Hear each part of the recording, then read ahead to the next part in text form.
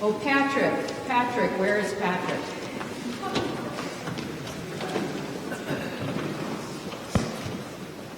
Okay, make sure your mics are on. Mic's on? Mic's on. Mic's on. Mic check. Oh, Bailey's yours is there.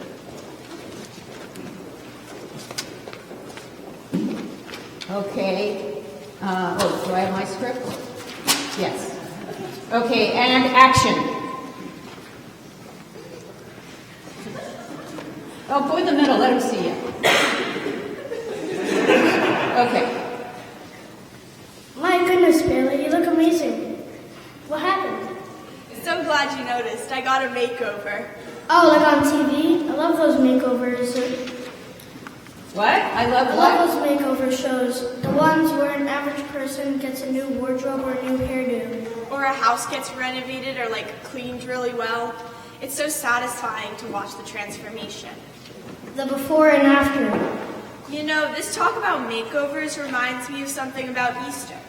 Some people in the Bible are one way before Easter and then changed after. It's like they get an Easter makeover.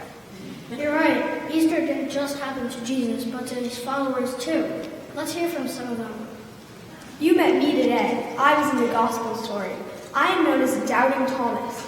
I wanted proof, not just stories from the others. Well, I got what I wanted. From the moment he showed me his wounds, Jesus was my Lord and my God. I went on to spread the gospel all the way to India. Christians there still bear my name. They call themselves Martoma, which means by Thomas. You all know me. I am Peter. After Jesus was arrested, I was so afraid. I denied 3 times that I even knew him. And then, after he had risen, he found me. I was so ashamed, but Jesus told me I had work to do for him. I became a proclaimer of the gospel and traveled to Rome, and there I was no longer afraid to die. I became brave. I am Mary Magdalene. I was so heartbroken, so overcome with grief. When Jesus died, I couldn't even see that he was alive right in front of me. But then he said my name, and my new life started right then and there. He sent me to bring the good news to the apostles. So I am known as the apostle to the apostles. I too traveled and preached. I think we have one more person here. Could that be St. Paul? There's me, Paul. I came along later in the story.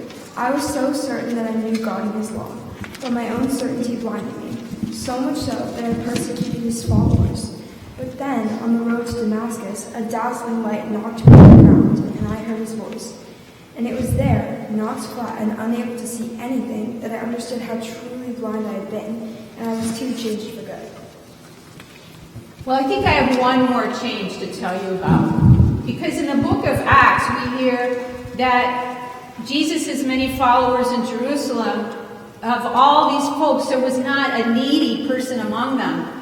And what happened was that all the followers, any who had something to share, who owned lands or houses, they sold them and brought the proceeds of the sales to the feet of the apostles, and it was distributed to anyone in need. But how is that a makeover? Glad you asked. Isabel? Well, it sounds like the congregation in Jerusalem became a family. That church became kin to one another, kin that shared freely and generously so that any need among them was met. So it was like a group makeover. But how do Easter makeovers happen? What actually changes his followers?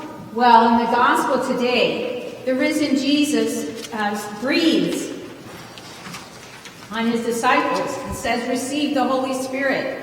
And in the story, these disciples are changed into apostles with a special role to forgive the sins of others.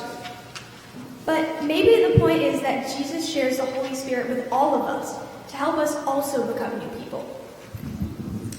Jesus breathes a new life into us like God breathed life into Adam in the story of creation. And you know what? When baby John, where is he?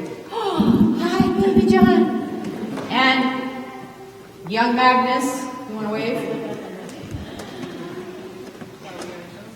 They're going to see you. Okay, all right. When baby John and young Magnus are baptized today, they too will receive the Holy Spirit with oil that the bishop has breathed on. Isn't that odd? The bishop has breathed on during Holy Week and then sent to every congregation to be used at all baptisms. Now, if you were listening, why do you think he breathed on the oil? Any thoughts? I'm putting you on the spot, Magnus. Did you hear anything about anybody else breathing today? Okay. Who wants to help Magnus out? Maureen, did you hear anybody breathing today in the story? What's that?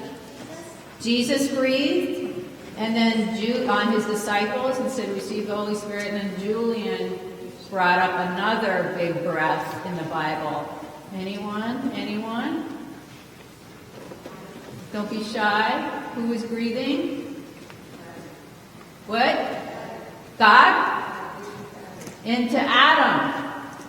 Thank you, Don. So this breathing is about filling us with new life in the Spirit. So now we're off script, so hold on. Okay, so the bishop breathes on the holy oil and sends the oil out for you and you, mister. Okay. Bailey, pick it up. So that is how makeovers happen, through the Holy Spirit. Okay, say that again because you weren't using the mic. And that is how makeovers happen, through the Holy Spirit. And remember that Easter is makeover time. Like the first apostles, you can experience God's transformation in your life at a time when you were scared, like Peter, Grieving like Mary, or unbelieving like Thomas. Easter doesn't just happen to Jesus, it happens in the lives of his followers and of congregations too. And now let us all embrace the Easter promise of new life in the Holy Spirit as we welcome baby John and not non-baby Magnus, grown-up John and Magnus into the fellowship of God's kingdom.